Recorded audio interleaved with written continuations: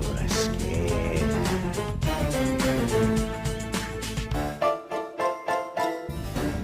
Yeah, eat lead, you zombie bastards. Man, Claire kinda got a fat ass, you know what I'm saying?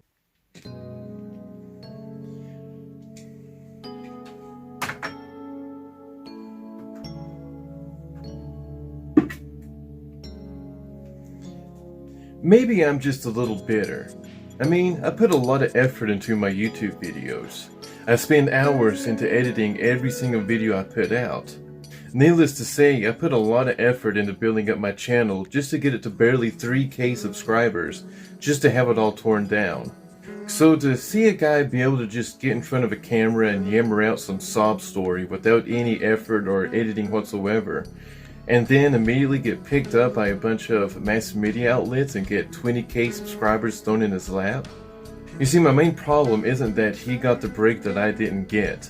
My problem is that it's very obvious that these outlets are using his message for a political agenda, and he doesn't seem to have any problem with it. For example, this Al Jazeera piece he was featured in. Muslim invaders, feminists out to destroy our way of life, and a coming white genocide. Those are among the obsessions online of the far right. They've been weaponized and monetized by some skillful provocateurs on the web's primary video platform, YouTube, through which they have entered the homes and the minds of millions.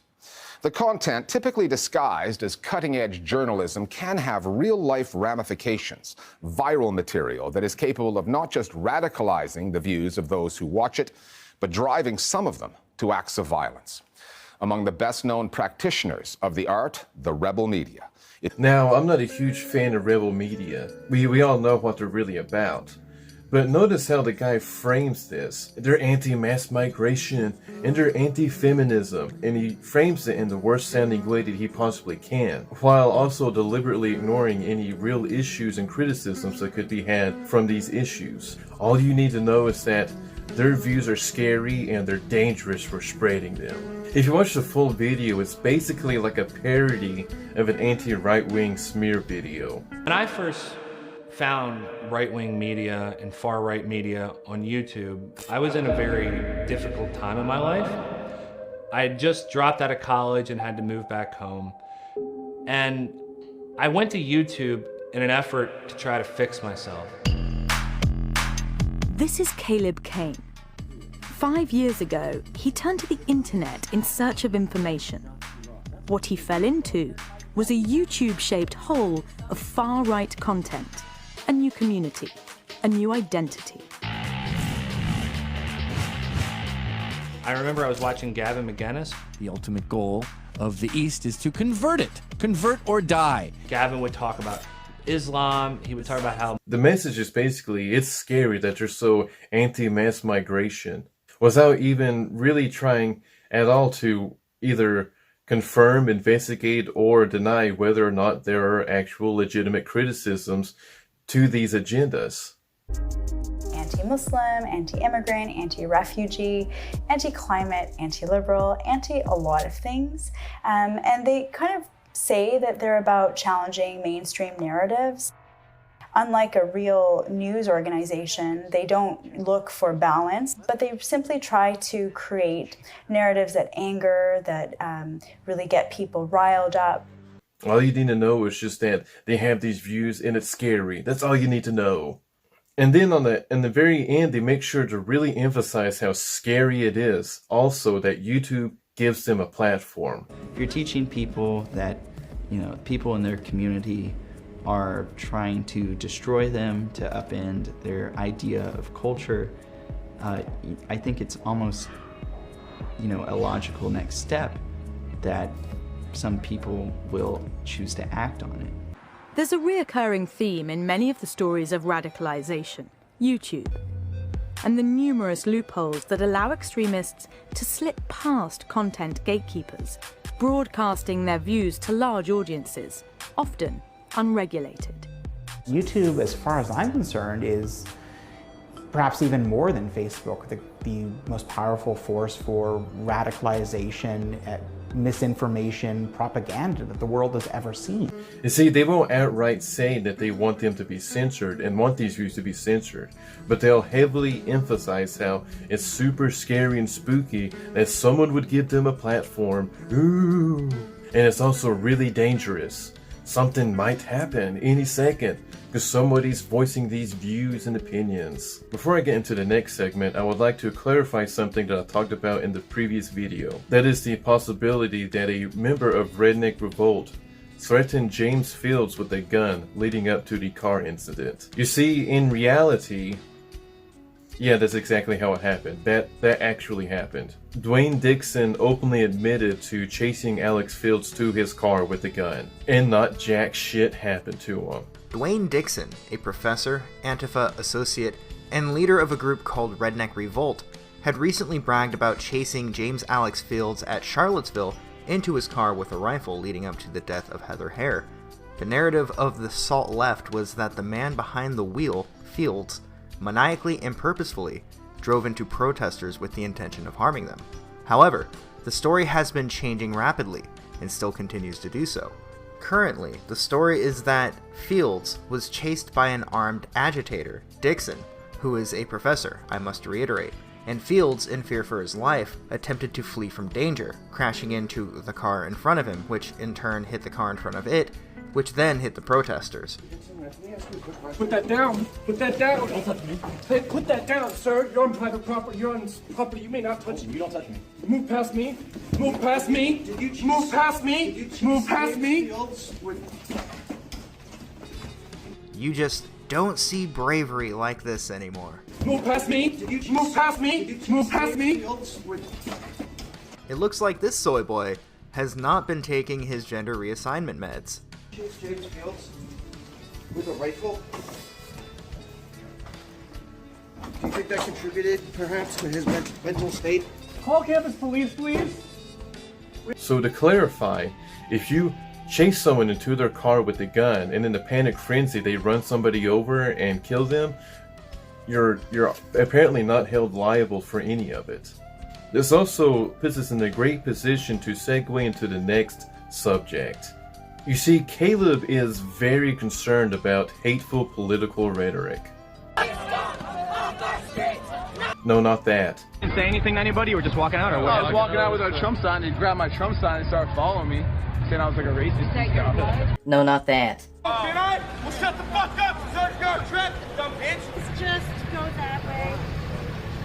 Because I told you to. Really? Mm-hmm. Don't hurt me. Yeah, brother. Just go. Yeah, you little white little fucker. Really? No. Yeah. You're a fucking little whitey, aren't you? The First Amendment. Get the fuck down the road. Please just keep going with. No, not that.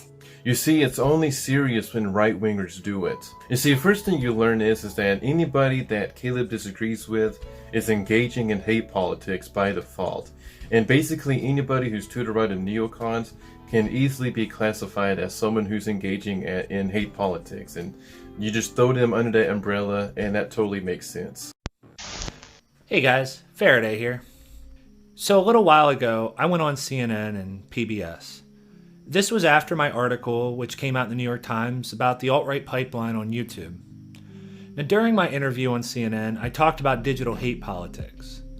It's a term I came up with after talking to a friend, as I was looking for something short and sweet that embodied all the ideas that I'm fighting back against. My friend and I discussed what would be the most appropriate phrase, trying to stay away from politically angled terms such as far-right or alt-right, as the thing I wanted to convey can span the political spectrum. After thinking for a while, we came to that term and it stuck. You see, the only hateful speech that really counts is, for example, when Steven Crowder makes an edgy gay joke about a guy he doesn't like. Or that one time when Milo made fun of a bad actress for being an illiterate retard on Twitter. You see, if you call someone out and then other people from your fan base goes and makes fun of that person too, that means you're completely responsible for everything that they say apparently. Even though he never actually directly told anybody to go and do any of that stuff. He basically uses the same tactic that he used when he was describing Antifa violence versus the alt-right violence. For he pretends to criticize Antifa, but he takes all the fucked up shit that they do and just equates it down to them just kicking over trash cans. And then it goes on to explain how the alt-right is actually very antagonistic and violent because they dare to go to their own rallies and prepare to defend themselves against people who crash through events to sucker punch people and mace them in the face. I mean, how dare they be so violent to try and defend themselves and punch back at people who are busting their heads open with crowbars and steel pipes and that. He does the same thing in this video where he at the end of the video, he takes a moment to criticize himself. Well, I don't agree with anything that the left, I don't agree with everything about the left because I don't think that calling everybody a fascist is a reasonable tactic. He ignores the part where they will mob random people trying to go about their day and scream at them like psychopaths and all of that. But that doesn't count though. We gotta focus on this gay joke that Steven Crowder did because it's a part of some ultra top secret conspiracy to use mean jokes as a political tactic to dehumanize our enemy. And to top it off, he tries to conflate calling illegal immigrants invaders, which they are, synonymous with being a mass shooter. His characterization of illegal immigrants as invaders, for example, only helps to further the hatred towards these groups.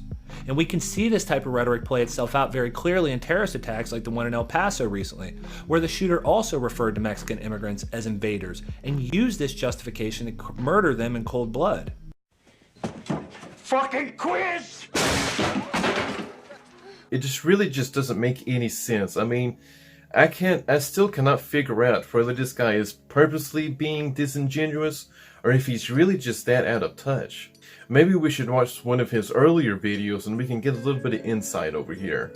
I just wanted to say to everybody over at the alt-right, I'm getting a lot of messages. People from the kill stream trying to set me up on an interview, other alt-right figures trying to get me on their show, and I know damn well they're going to dogpile me. I've been getting a lot of emails from people saying they want to hear the facts and the logic of why I left the right and went to the other side. You know, I'm excited to explain that to you guys, but I'm going to make y'all wait a little while. You see, I haven't been treated very well. But that figures, right? That's the grift. Yeah, big shock. The guy who calls everybody he disagrees with a grifter is a grifter. Who would have ever guessed? But growing up and having strained family relationships, physical and emotional abuse, not knowing your real mother or father, hardly make your teenage or college years the best of your life. Instead of being that cool kid at school, I was an outcast, alongside my group of outcasts. It's that phrase, island for misfit toys. Paging Dr. Faggot! It was those friends that protected whatever semblance of sanity that I held on. And okay, we know you had a rough childhood and that's what led you to the pipeline. Wake the fuck up! We quickly became those kids at school, smoked too much pot, played a lot of video games. You know, once we graduated, that's when the heroin came in.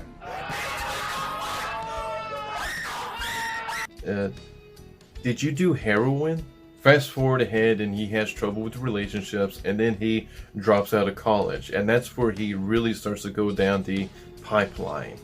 The parasocial relationship that I would develop with him started out innocent enough at first, but it would soon become toxic.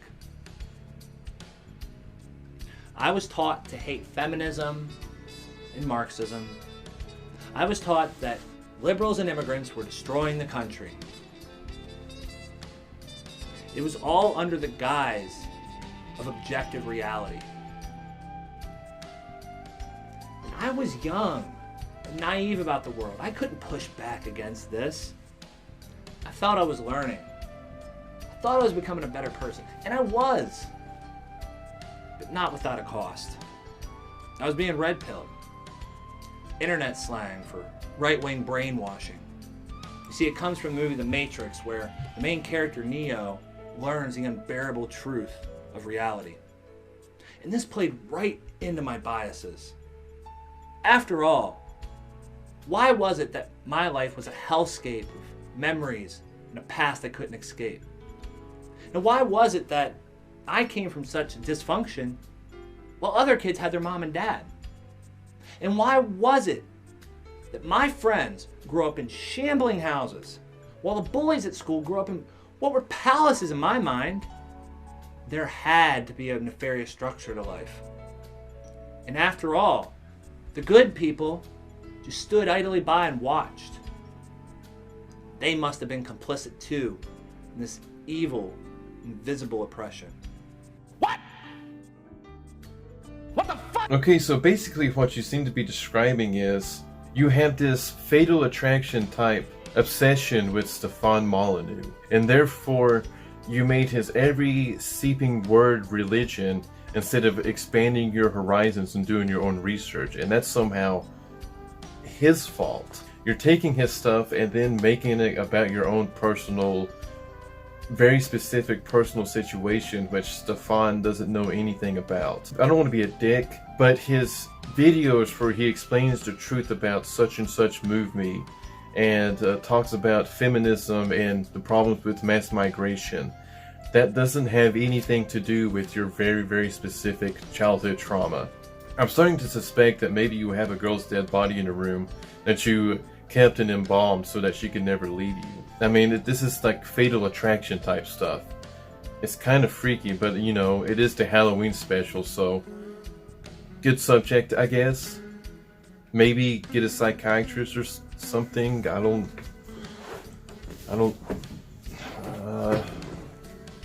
know, man. See ya. It starts out like Caleb Cain was a college dropout looking for direction. He turned to YouTube, right? Why is he turning to YouTube?